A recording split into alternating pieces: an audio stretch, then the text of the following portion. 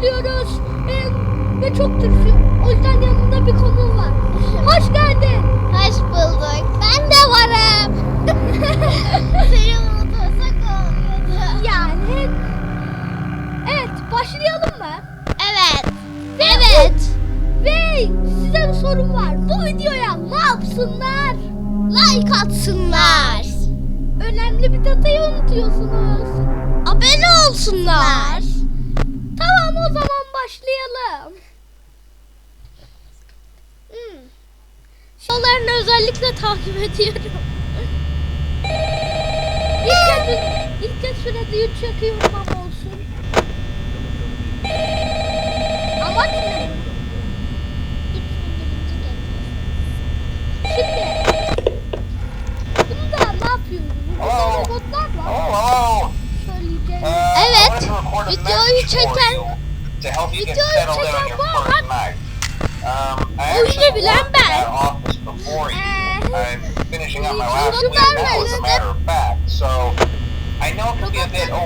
Bu ne yapıyor ya? İşte robotlar sana gelip öldürüyor, sonra da gelmesini engelliyorsun, kapıları kapatıyorsun, ışıkları açıyorsun. Birinci, ikincisi, üçüncüsü ve dördüncüsü ve beşinci oyunu da var bunun. Beşincisi ama daha yeni Yani çıktı. diyorsun ki paso bunları kontrol et, kapı kapa bitti. Evet. Kapıyı pek kapama çünkü şarjı kısıtlı. Şimdiden 11'e gitti bu. 12 oldu. Bayağı iyi. Bir de Fox'u var perdenin altında. Onu çıkart. Evet, onu çıkartma derim. Diyor ki Yani diyor.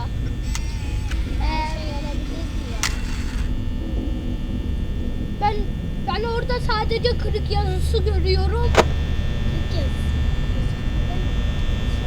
Yok. Sen İngilizcen de sıfır. Hayır. Burada kırık yaklaşmayınız gibi bir şey diyor yani.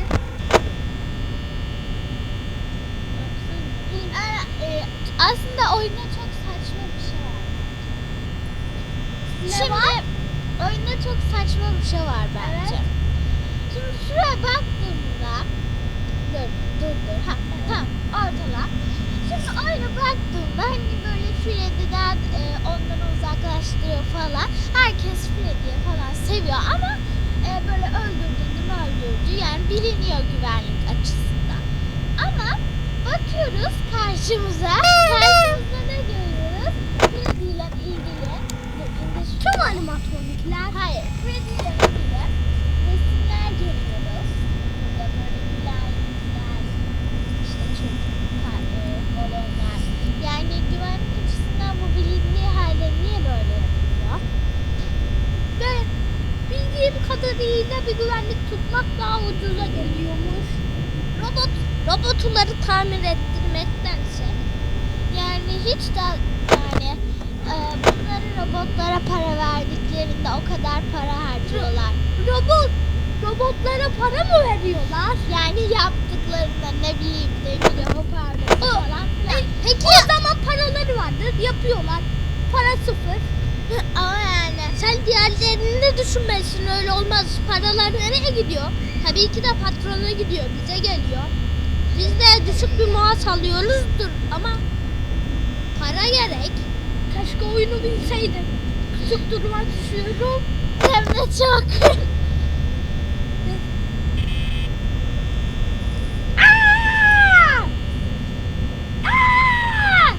Ben de hep Orada bir kola kutusu var. Bak şimdi gel. Sana çok komik. Şarjımız azalıyor. Şuraya. Buraya tam. Bak. Evet. Çok iyi.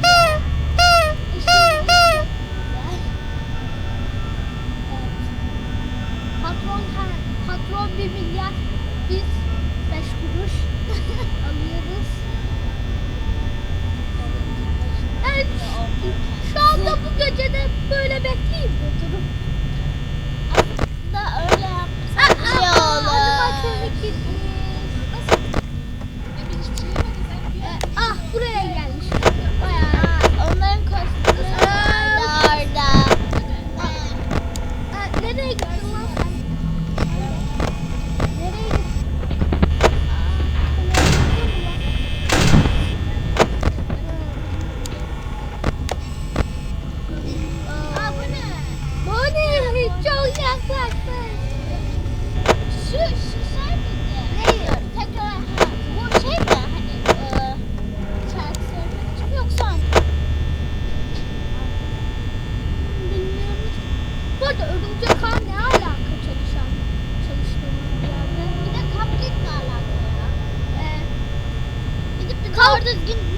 yapmamışlar mı? Cupcake'i boş ver.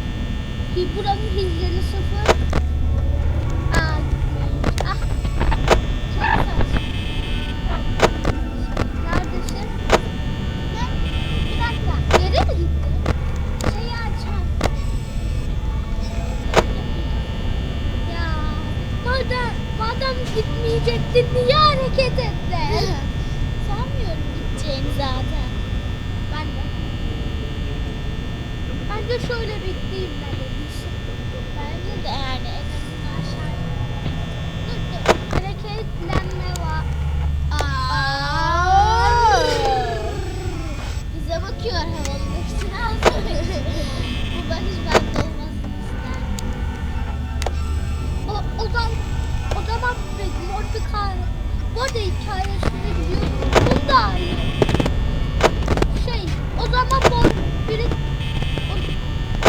O zaman mor biri tarafından öldürülüp parmaklı değil içine konulup bekle. Bir dakika. Ruhunun girmesine. Ya benim anladığım hani işte böyle birileri öldürülüyor. Evet. Sonra ne? Yok o kadar da bir dizi değiliz yani. Ha, o öldürüyor işte söyleyemiyorum. İşte o öldürüyor. Şimdi bunlar işte bunların içine konuyor değil mi? Ha, ama ölmüş nasıl sunacak? Ruhları gidiyor.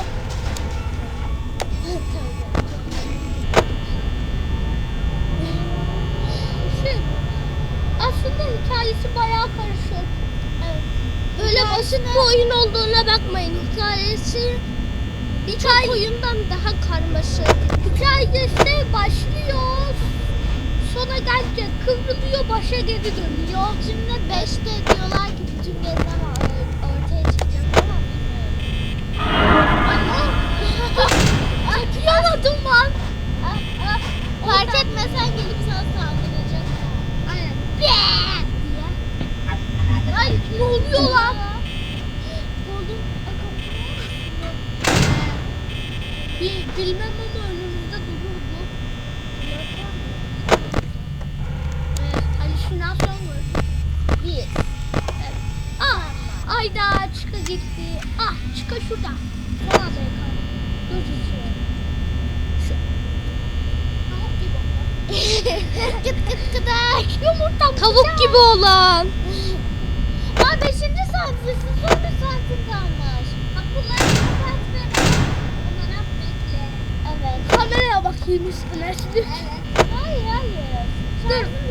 Belki burada değil mesela. Burada da değil. Ara sıra bakalım.